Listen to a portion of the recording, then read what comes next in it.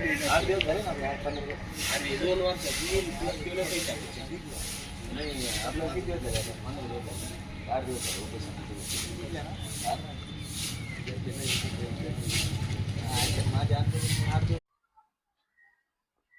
काकासाहेब रमेश मस्के, मुक्काम पोस्ट वरूर गावचा नागरिक आणि ग्रामसभेचा नियमित सदस्य असून या गावामध्ये विविध विकास कामे खोळंबलेली असताना आणि गावामध्ये चाललेल्या ग्रामपंचायतच्या मनमानी कारभाराच्या विरोधामध्ये, त्यानंतर झालेल्या भ्रष्टाचाराच्या विरोधामध्ये वेळोवेळी पंचायत समिती कार्यालय, जिल्हा परिषद, त्यानंतर जिल्हा अधिकारी कार्यालय व विविध कार्यालयांशी नियमित पत्रव्यवहार करून आज या ठिकाणी उपोषणासाठी कालपासून या ठिकाणी बसलेलो आहे.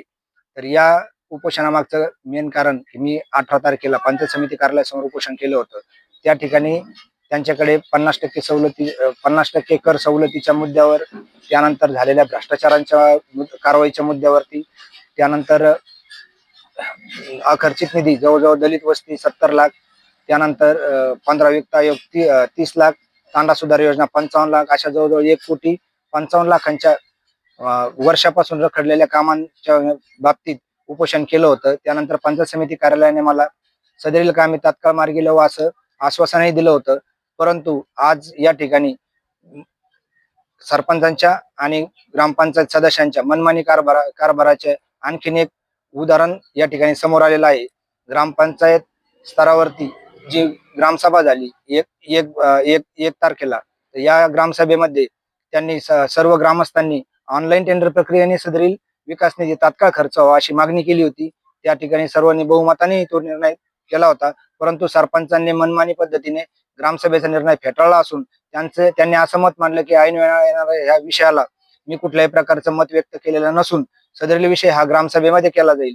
तर ग्रामसभेमध्ये सुद्धा या विषयाला त्यांनी हात घातला असता किंवा अजेंड्यावर घेतल्यानंतर, ग्रामसेवकांनी अजेंड्यावर घेतल्यानंतर या विषयावर चर्चा होत असताना त्यांनी 6+5 मतांनी हा ठराव पैसे घ्यायचे ऑनलाईन करायचं सांगितलं. 5 दिवस आम्ही स्वतः ठराव झालेला गावाला.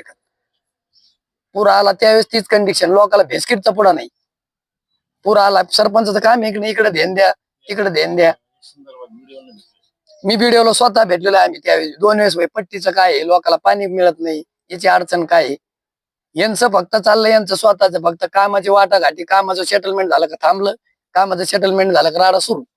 आणि आमचा माणूस याचे 2 लहान मुलं आहेत. ह्या माणसाची तब्येत वीक झाली. हे म्हणजे काय करायचं ते करा, इकडं उपोषणला बस, तिकडं बस, याला दाब टाकीत खुपसून टाकू असं करून.